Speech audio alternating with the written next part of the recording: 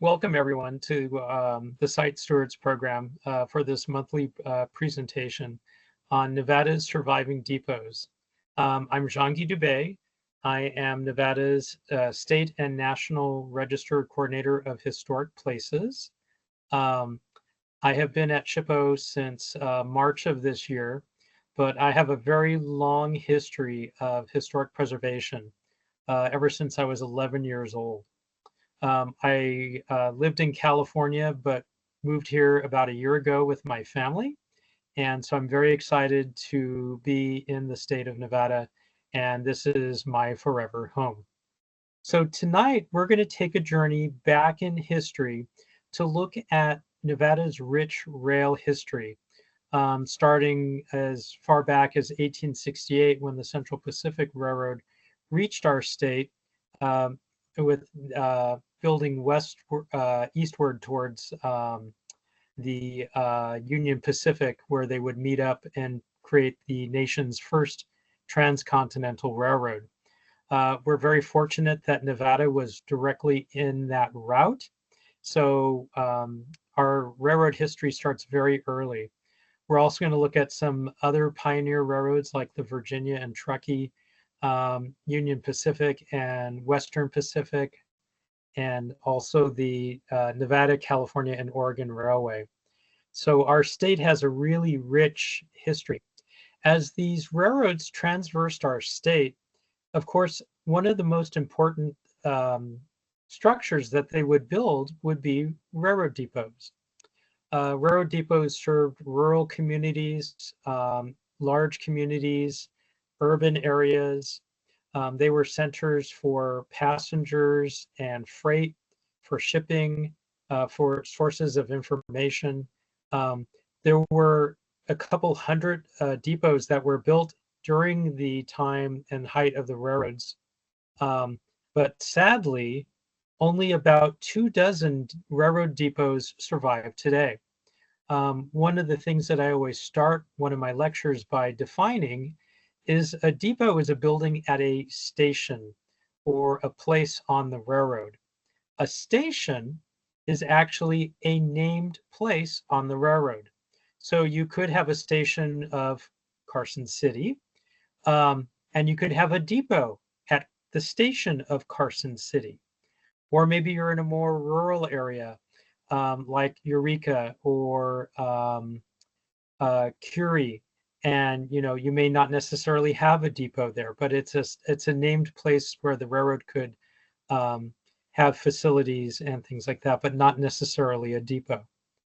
So we're going to take a look at some of these historic depots that have survived over the years, see how they've changed from when they were constructed, and how they've been adaptively reused over time. One of the premier railroads was the Central Pacific, which later became the Southern Pacific Railroad. Again, they were the western portion of the transcontinental railroad through our state.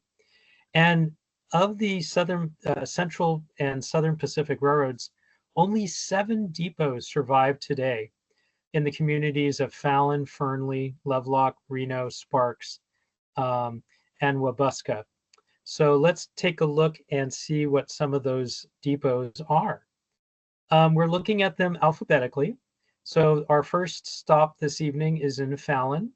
This is a 2-story number 22 depot built in 1906, quite a handsome 2-story building. The second floor was actually for living quarters for the agent and his family. The railroads firmly believed that an agent with a family would be a more reliable employee. And these were often built in more rural communities where housing was not readily available for the employee. When you look at the first floor of a typical train station, this is called a combination depot. It served both passenger service as well as freight. It had a waiting room for the passengers, an office for conducting railroad business, so the public could come in and ship freight or pick up baggage.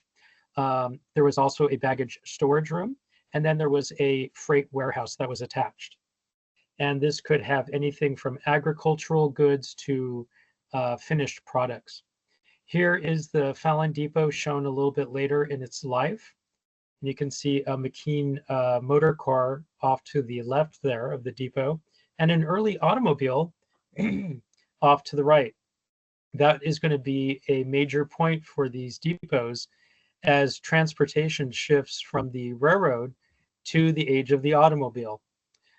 Over time, these railroad depots, after they left railroad service, most of them were either sold off or demolished.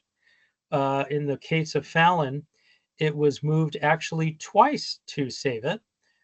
Here is a picture of the depot moving down the center of downtown Fallon on the way to its second home, which it later became a restaurant. So you can see how this depot was adaptively reused. Here it is shown in 2002 as a restaurant. And then here it is a little bit later in 2007, it was remodeled into a casino. And you can see that the building was very heavily modified, but you still can see the elements of the original depot on the left-hand side of this slide. But you can see quite a difference on the left-hand side where the casino tower and a bay window and a second story have all been attached and added onto. But we still have this building with us, so technically it is a surviving railroad station. The freight warehouse portion of the depot was separated from the building, and it became a meeting house for a local railroad mob. For anyone listening, I apologize for the technical glitch. Something happened and apparently we lost my slides.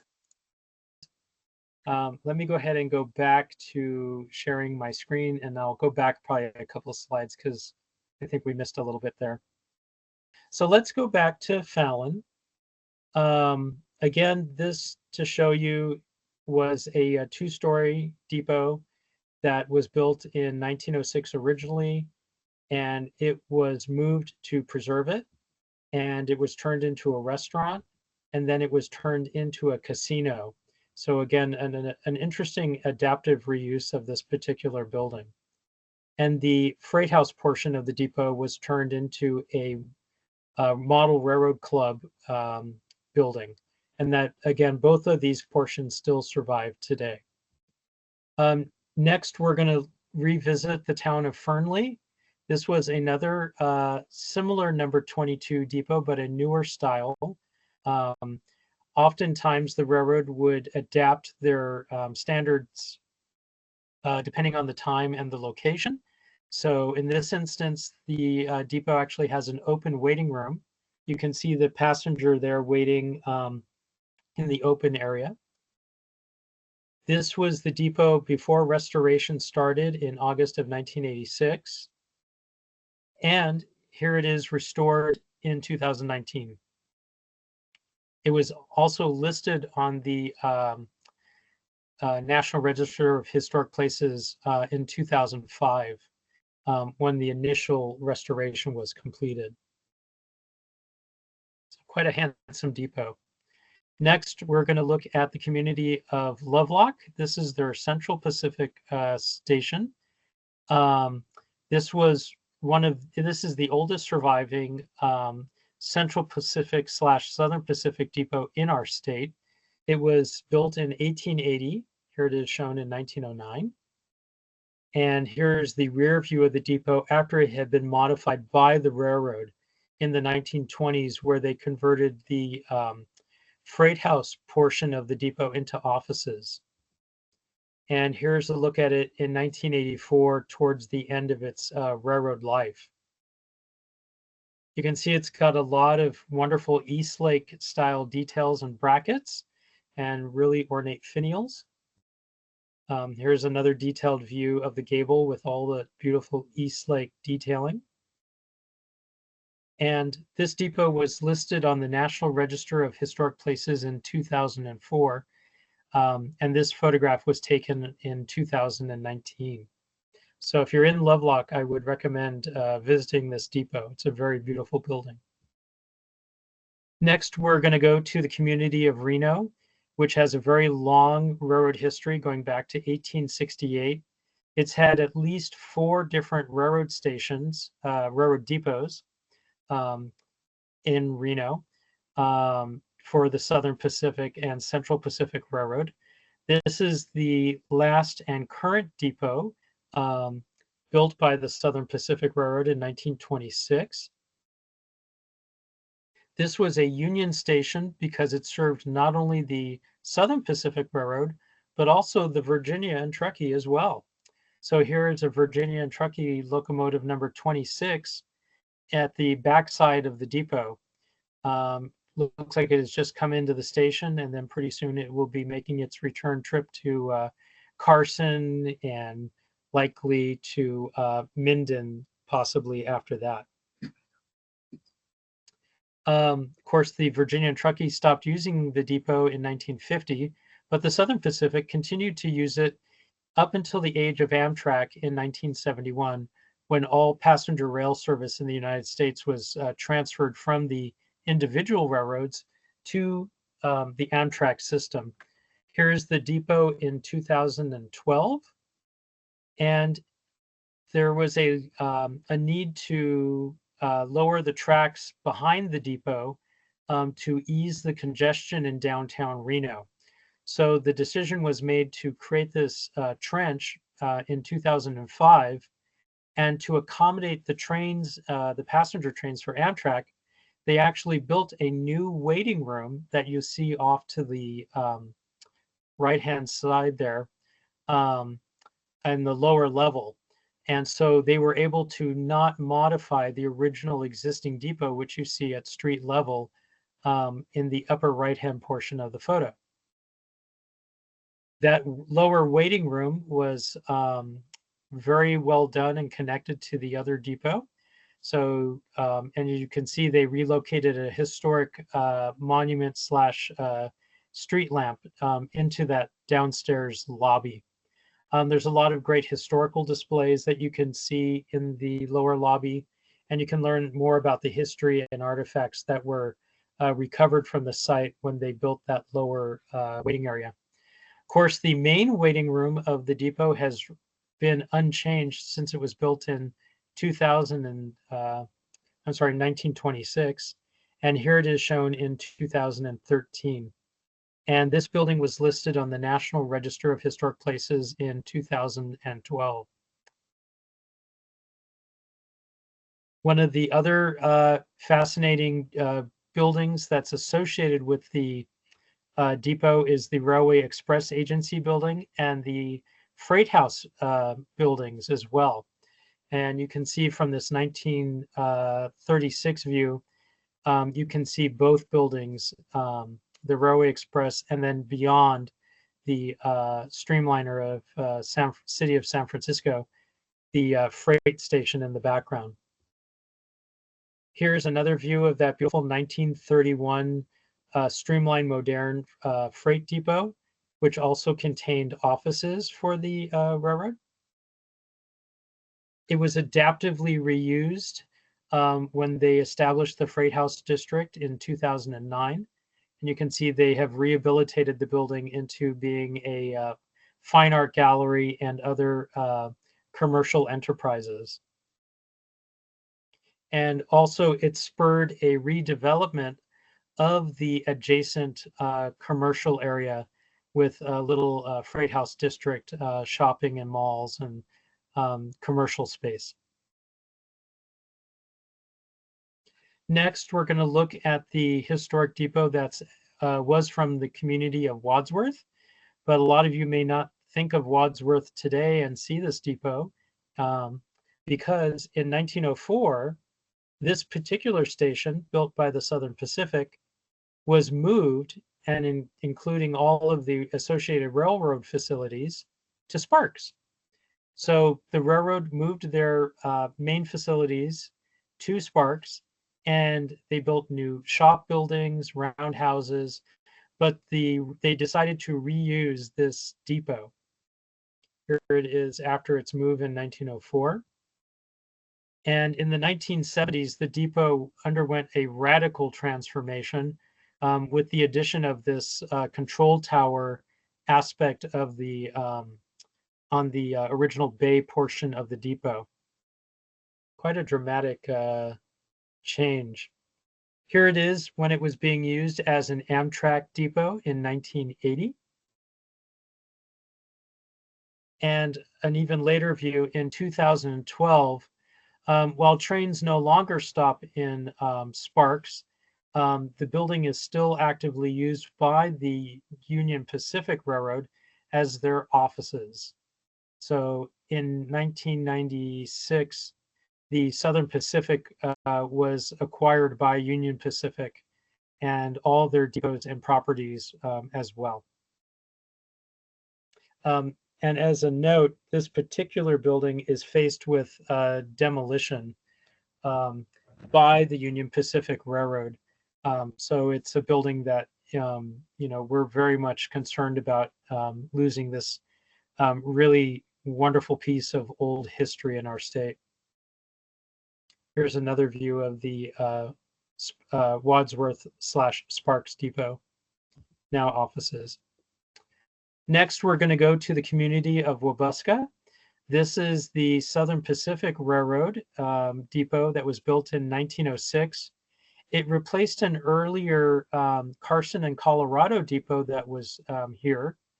And this view dates from around 1909. The depot is on the left. Here's another view of the depot from 1913. This was not really a standard depot for the Southern Pacific Railroad. It was kind of unique in its architectural styling, with the vertical board T&G wainscoting down below, and then the horizontal siding above, and then the very unusual squared off bay window on the front. This was a little bit of a departure from the standard Southern Pacific depot designs that they were using. Here's a view of the depot in 1949 in November. And in 1964, towards the end of its railroad life service.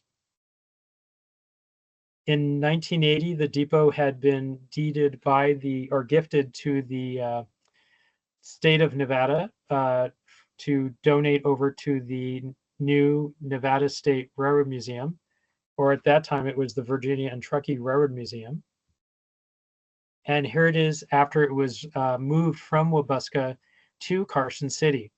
And here it is on the grounds in 1984 of the Virginia and Truckee Railroad Museum, which we now know and appreciate today as the Nevada State Railroad Museum. The depot is there, seen in the kind of sagebrush off to the left. Of course, a lot of people recognize the Wabusca Depot today because it's been fully restored, and you can catch and ride many historic trains out in front of the depot. Here's some steam engines, and then, of course, the McKean motor car. Where is the Wabusca Depot? So it's currently in Carson City at the Nevada State Railroad Museum. Thanks. Right in downtown Carson. Yeah. So they looked at it and then restore it. So here's a nice little 2012 view of it, and another view from just recently in 2019, and it was also placed on the National Register of Historic Places way back in 1984 when it was just before it was moved. Typically, we don't add moved buildings to the National Register, but it was added to the register just after it was moved, and it was a different time period.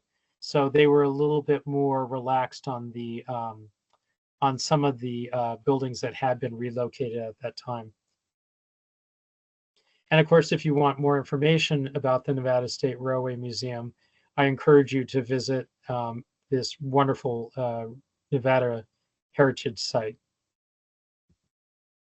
Next, we're going to come to the Virginia and Truckee Railroad, which had its beginnings as early as 1868 and 69. But the majority of the railroad was starting to be constructed in 1870. And its depots started appearing as early as 1872. It was kind of in the shape of a Y, so it connected from Reno to Carson City, and from Virginia City to Carson City, and from Carson City to Minden.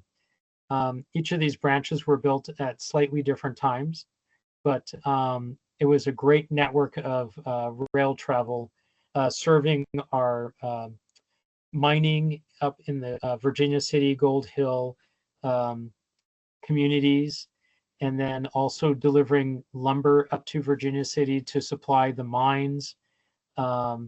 It had connections to Reno for goods and services and passengers. And then it connected to the agricultural products down in the Carson Valley and Minden.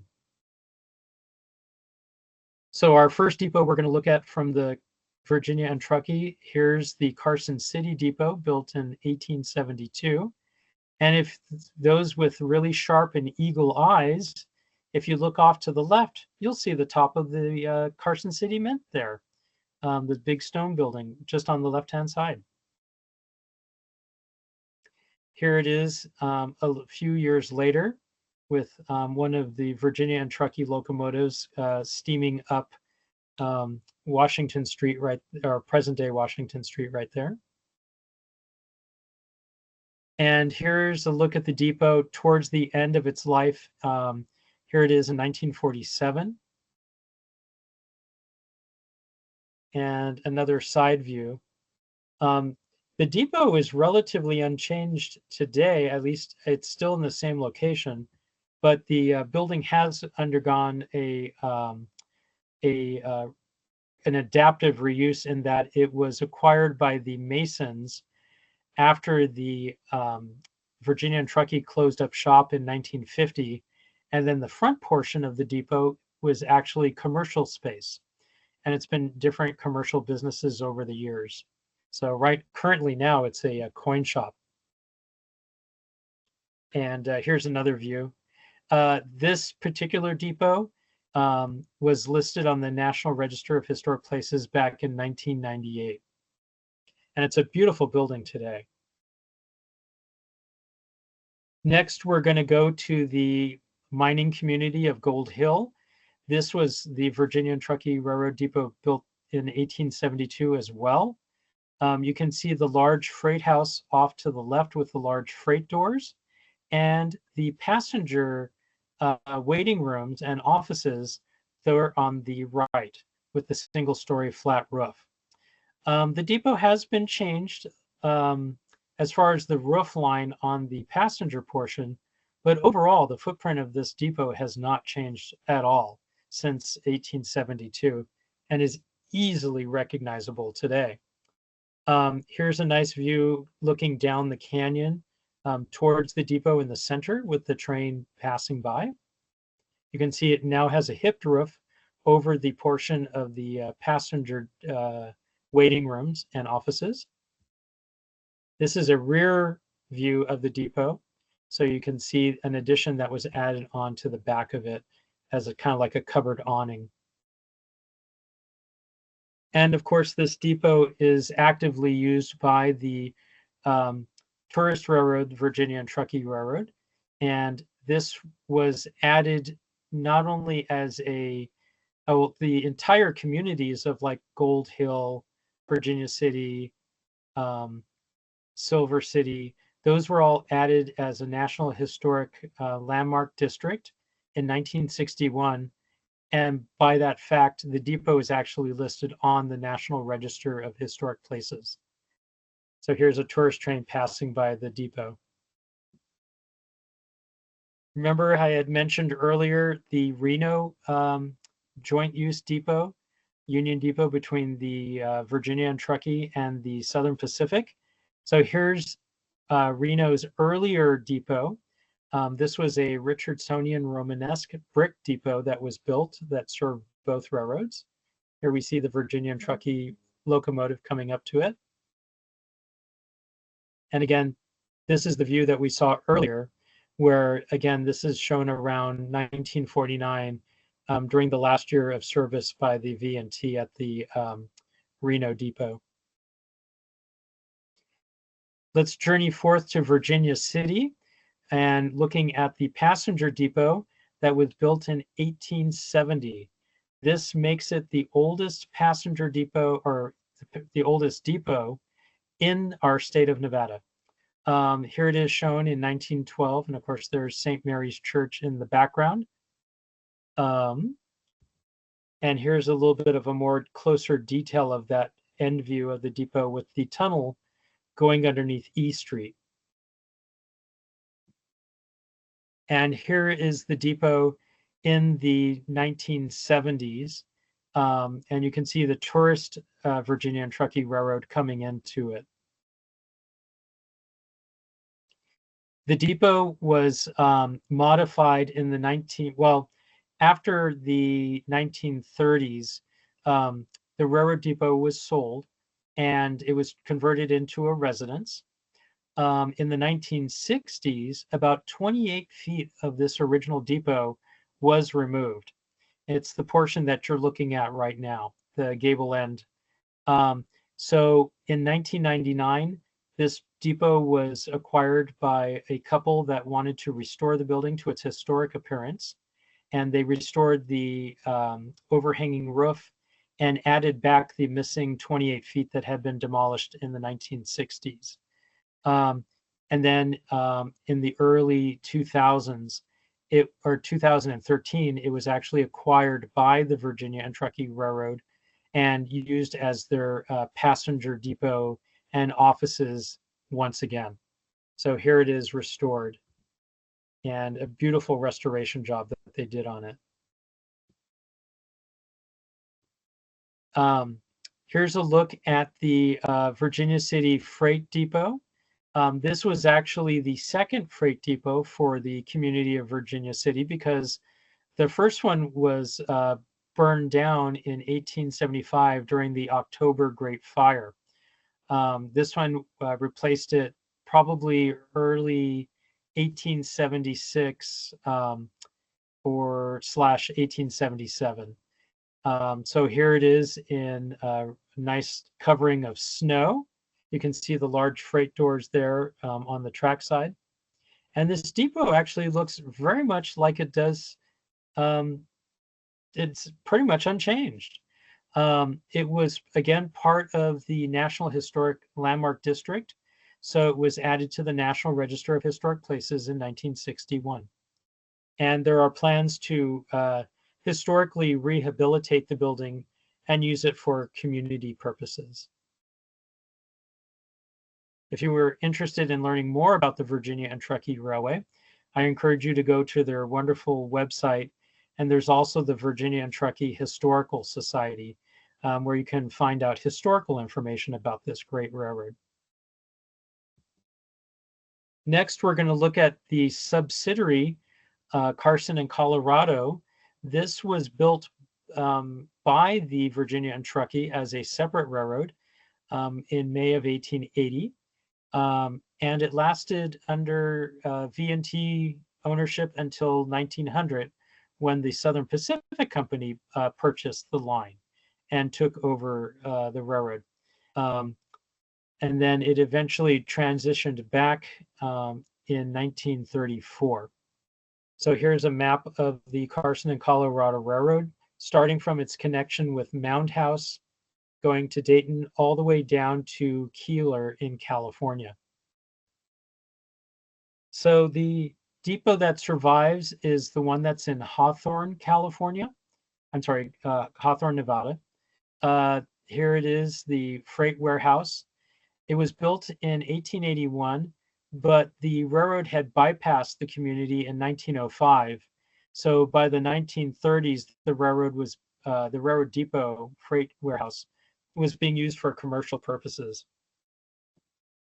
So here's another view of it in the 1930s.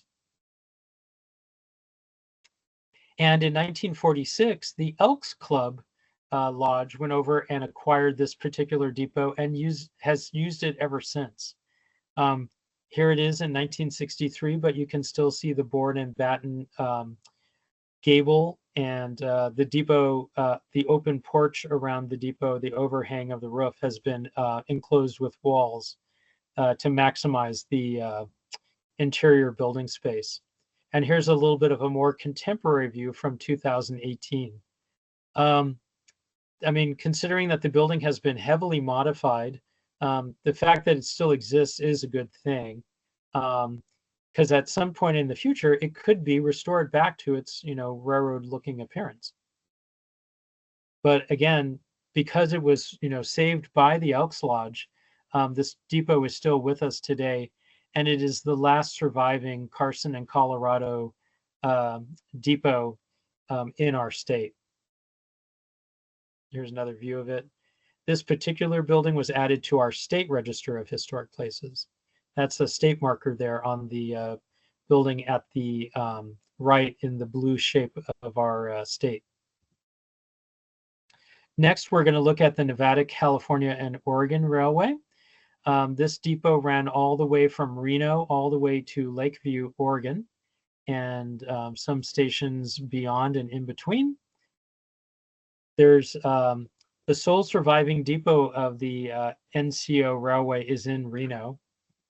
And here's a look at that handsome building built by our own Frederic de Longchamp in 1910. If you were to zoom in on that entryway, you would see some gilded lion's heads on either side of the NCO Railway name. Here's another view of the depot to give you a sense of its brick construction and concrete quoins, as well as its beautiful brackets and wonderful detailing of tile on the entry vestibules. And here's a view of the depot after it had ended, after the NCO Railway had sold it to the Western Pacific. And gosh, if I was the guy with the car with the fins there, I'd be worried that the train is going to sideswipe and take out those fins on the back of his 1950s car. Here's a look at the NCO depot today. It was used as offices by the Western Pacific up until 1975. After that, it became a commercial property, and then it was remodeled as a brewery in 2014. And this building is not only on the state register, but it's on the national register as well, having been listed in 1980. And if you're in the mood for a drink, I'd encourage you to go down and check out their brewery. Next, we're going to look at the sole surviving depot of the Western Pacific Railroad. It is in the community of Elko. Here it is. It's a beautiful two-story railroad office building / passenger depot. It was built in 1908. And here it is in the 1930s. Now, of all of our depot transformations that we're going to be looking at this evening, this is probably the most dramatic because it no longer even resembles a two-story building. In 1958, it was remodeled into a single-story brick depot. And so here it is after it has been extensively modified. And this is another view of the remodeled depot. So you might ask, is it technically a surviving depot? Technically, yes. The structure of the building, for the most part, is still fundamentally there. But would somebody from 1908 recognize this depot today? Probably not. So it's a very difficult. It's very difficult to consider this as a surviving depot. Next, we're going to look at the Eureka and Palisade Railroad. This was a little railroad that connected to the community of Eureka and Palisade. And this is the first passenger depot that was there on the left. And then you can see the little freight warehouse on the right. Now, the replacement depot did not look quite as ornate as the first. It was quite a simple structure, two-story, and rather just rather simple and plain. It was built adjacent to the old warehouse. And here it is shown in the 1980s. This is on private property. It's a ranch now. And the building is, you can only see it from the road. You can't, go up to it or anything like that. So here's another view of the depot. Technically, it is a surviving railroad depot, so it's included in our journey this evening. Now we're going to come to one of my other favorite railroads, the Nevada Northern Railway, and look at some of the wonderful depots that survive from it. Here is the Cherry Creek Depot. It's that charming little depot there on the left. And in order to preserve this depot, it was moved to Ely in 1989. And it became the White Pine Public Museum, so it was adaptively reused. And here's another view of the depot in its new home and adaptive reuse. Next, we're going to look at Curie. Now, this is a depot that is, I've seen a lot of photographs of it. It's a really charming depot built in 1907. And it's very popular with photographers because it's an abandoned depot still on its original location. Now, while that may be very romantic for a lot of folks, it can be very alarming for historic preservationists because, buildings such as this in remote locations can be subject to vandalism, as you can see with the broken windows and the amount of deterioration on the building. People will also steal items from the buildings, graffiti it, and of course, there's always the threat that a building like this could be burned down. So there has been some efforts to at least board it up. And I've heard that there is possibly a movement to relocate this depot to Ely to adaptively reuse it. Speaking of Ely, let's take a look at the Ely Depot. This was built in 1906, and it's been adaptively reused today as the Requa Senior Center in that community. Here's a nice colorized postcard of it from 1915 and a contemporary look at the depot today. Next, we're going to go to East Ely and look at the shops and yards of the Nevada Northern Railway. So you see the two-story office building at the left, and then you see the freight house in the center of the photograph, and then the shops off to the right. Here's a look at their freight warehouse, nicely restored and adaptively reused for events at the museum. Now look at the platform out on the front, trackside. And here's a look at the two-story office building for the Nevada Northern Railway. Look at those hats. So here is the depot, or the depot slash offices. And look at the back side of it. And this building was listed in 1984 in the National Register of Historic Places. And the whole railroad area and shops and everything was actually listed as a National Historic Landmark, as you can see on the new sign that they just placed there back in 2023 last year. Another wonderful restoration is the McGill Depot. This was the second depot built for the mining community of McGill. It served the Kennecott copper mines. And here's a look at the mine with the depot in the foreground. The mine, of course, the Nevada Northern ceased operations in 1941, but it did still exist.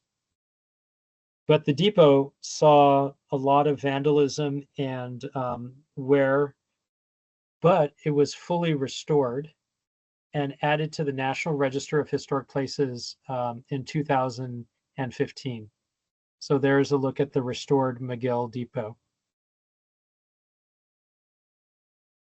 And if you'd like more information about the Nevada Northern Railway, / Nevada State Railroad Museum in Ely. I encourage you to visit their website and also get out there and ride the trains. Coming up to some of our last railroads, this is the Las Vegas and Tonopah Railroad. This is a charming little railroad that served our mining communities and is famous for its ghost town depot of Rhyolite. Here it was completed in June of 1908. And here's a nice view of it in 1910 with a nice train off to the side. But if you were to visit this depot today, you wouldn't find any signs of a railroad track at all. By just a few years after that photograph, and by the 1920s, the railroad had pulled up, and so had the town, and the depot was abandoned. It later found an adaptive reuse as a casino in the 1930s, and it was famously called the Rhyolite Ghost Casino. And here's a view of the few folks visiting the ghost town casino. And here's a view in the 1960s after it became a tourist attraction and museum. The depot, although it appears abandoned, it is not. It's actually under the care of the Bureau of Land Management. Also, volunteers added a new metal roof to the building to protect it. But that's not to say that it's not safe from vandalism. You can see the windows are all boarded up. Just a couple of years ago, two individuals broke into the depot and broke every single window, and all the glass has now been destroyed. So there hopefully will be efforts to repair the damage. But again, depots in these remote locations, if you don't have either an active use for it or active adaptive reuse for it, they are subject to vandalism and can be destroyed. This is a photo of myself with a 3D scanner and my friend Stephen Schaefer, who is a historic American buildings survey photographer. We photo documented and measured this particular depot, and I created a blueprint of the depot that you see here. I have been working in architecture for the past 22 years, and it all started from my passion of loving and studying train stations. So in my previous career before I came to SHPO, I would create, and I still do, I draw blueprints of these famous railroad stations and model them all in 3D. Next, we're going to look at the Las Vegas and Tonopah Goldfield Depot. It's hard to find images that are clear of this depot. This one was an image from eBay, but I'm sure I will be able to find better photos of it in the near future, because this is what it looks like today. By the 1950s, the railroad had abandoned this particular depot, and vandals and time took care of the rest. So sadly, this depot is in a very, it's in a very poor state, and it's a shame. There could be a possibility to restore it, but it would take a lot of money and resources to do that. Is it technically a surviving depot? Well, yes, there is the structure there. So we do include it in our list because it's something that, for the most part, there are parts of it still there and worthy of looking at, and at least preserving the parts that survive. Finally, we come to our last railroad this evening that we're going to look at, the Union Pacific Railroad. This was a rather late addition to our state's railroad heritage. They came in 1905, which is not really too late, but considering the long railroad heritage that we've looked at earlier this evening. They came through the southern part of our state, through Vegas and Boulder City. Here is a look at, alphabetically, of course, Boulder City and the 1930 construction on Boulder Dam. Here's a construction train from the Union Pacific. with the Los Angeles and Salt Lake tender on behind the locomotive. And in the foreground, you can actually see a string of open gondola cars for construction. There was a depot built at Boulder City to accommodate all the construction and workers that were coming into the area to build Boulder Dam, now of course Hoover Dam. And this depot is preserved today at the Clark County Museum, and here it is shown in 2009 after it had been moved there in 1976. And again, this depot, like much of the town of Boulder, was built in the 1930s. Here's another view of it, along with some of the railroad equipment from the Union Pacific around the depot. And if you want to know more, learn more information about the Nevada Southern Railway and the railroad in Boulder City, you can visit their museum there. Our last depot that we're going to be looking at this evening is the Caliente Depot that was built by the Union Pacific in 1923. Here's a photo of it just a year after its completion. If you look in those center gables, you'll see the Union Pacific Railroad Herald and just a handsome Spanish-style depot. Here's another view of it with the tracks in the foreground. This was a restaurant and a 50-room hotel, in addition to being a passenger depot and having offices as well. This building was adaptively reused when it was acquired by the city of Caliente in 1970, and it became its city hall and library as well as other civic offices. And it was added to the National Register of Historic Places in 1974. Next, this is kind of like a tale of what can happen to a depot and some of the recent losses that we've had as a reminder of what can happen to just our, scant, just over 26 surviving depots. This was the passenger depot, the second one that was built in Virginia City, built in 1870 and shown around 1912. It survived up until about the 1930s and was demolished not too long after the Virginia and Truckee pulled up their tracks. Here's some of the earlier depots of Reno, Central Pacific Railroad. Here's their magnificent depot hotel that was built in Reno, built in 1879, but only lasted 10 years. And this is that really magnificent Richardsonian Romanesque depot that we saw just ever so briefly, but now the trains have moved away and you can see the architecture of this magnificent depot, but again, no longer with us. This is one of my more interesting depots to look at. This is the Las Vegas Union Pacific Depot, streamlined modern, built in the 1940 and demolished in 1970. That's a wonderful little profile of a locomotive on the left with the neon signage and neon signs up above. Such a shame that this building was lost. It could have been very well adaptively reused as a restaurant or maybe even a museum.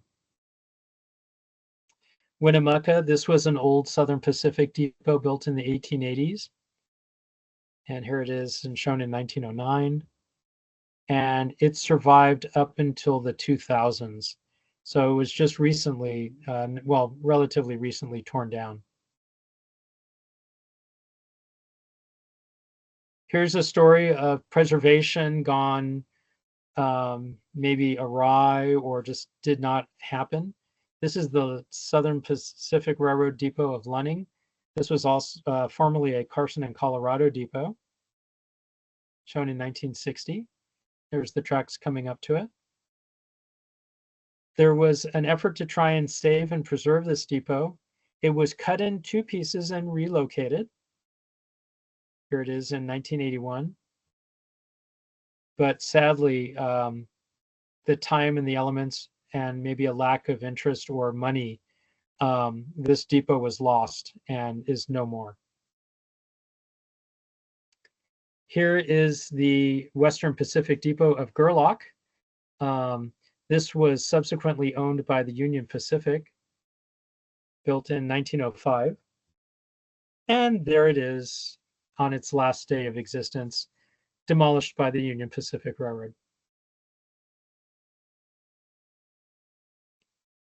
Now we come to the community of Elko for the Western Pacific Freight Depot. This was just, from what I understand, demolished last year. Here's the Southern Pacific Freight Depot in Elko, built in 1913. Here it is in 2002.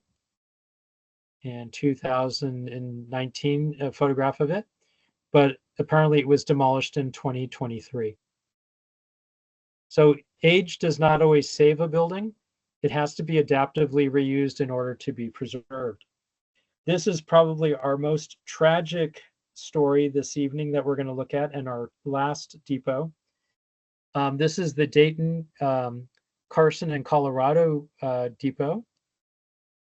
This was originally the second depot that was built at Mound House, and it was dismantled back in around 1883, and it was moved over to Dayton to become its depot. Here's a view of it in the 1920s. After it had left railroad service, when the tracks were pulled up between Virginia City and Carson City in the 1938, it became a private residence for many, many years. But however, there was an active effort of restoring this particular depot back to its Carson and Colorado heritage. Here's the building before it started undergoing, or as it was starting its restoration. And here it is after it's been relocated and more restoration efforts had started on the building. Tragically, this building was destroyed by an arsonist in 2020, and none of the buildings survived. The community is committed to rebuilding this particular depot. It'll be a replica, so it technically won't be a surviving depot. And speaking of replicas, this is the Sparks Railroad Depot, shown in the 1930s. And this is a replica that was built in 1976. And it's over in downtown Sparks near Victorian Square. And there's also a lot of railroad equipment that's on display near it. So don't be confused. This is not a surviving depot. It's a replica. And speaking of another replica here in the community of Las Vegas, this is the San Pedro and Los Angeles Salt Lake Railroad Combination Depot. Beautiful Spanish-style, mission-style depot built in 1905, but it was torn down in 1940, and it was replaced by that streamlined modern depot that we saw earlier. But not to be lost to time, a replica of it was built for Boomtown 1905 at the Springs Preserve, and here it is shown in 2022. So if you'd like to know more and learn more about the rich railroad history of Nevada, I encourage you to check out some of these books, either in your local library or some of your local museums, or possibly even purchase them yourselves. But these are just a few of the wonderful resources of railroad history for our state, and I would encourage you to peruse them. And as always, I encourage you to get out there and help save Nevada's railroad heritage. If you have any photographs, newspaper clippings, etc., about these depots, get out there, get involved. Preservation is only accomplished through active work by dedicated and loving individuals. And all of these different historical societies, museums, and groups need your help in preserving our railroad heritage. And you can contact me at the information that you see down below. And with that, I want to thank you for joining me on this railroad history trip and looking at Nevada's surviving southern, our railroad depots throughout the state.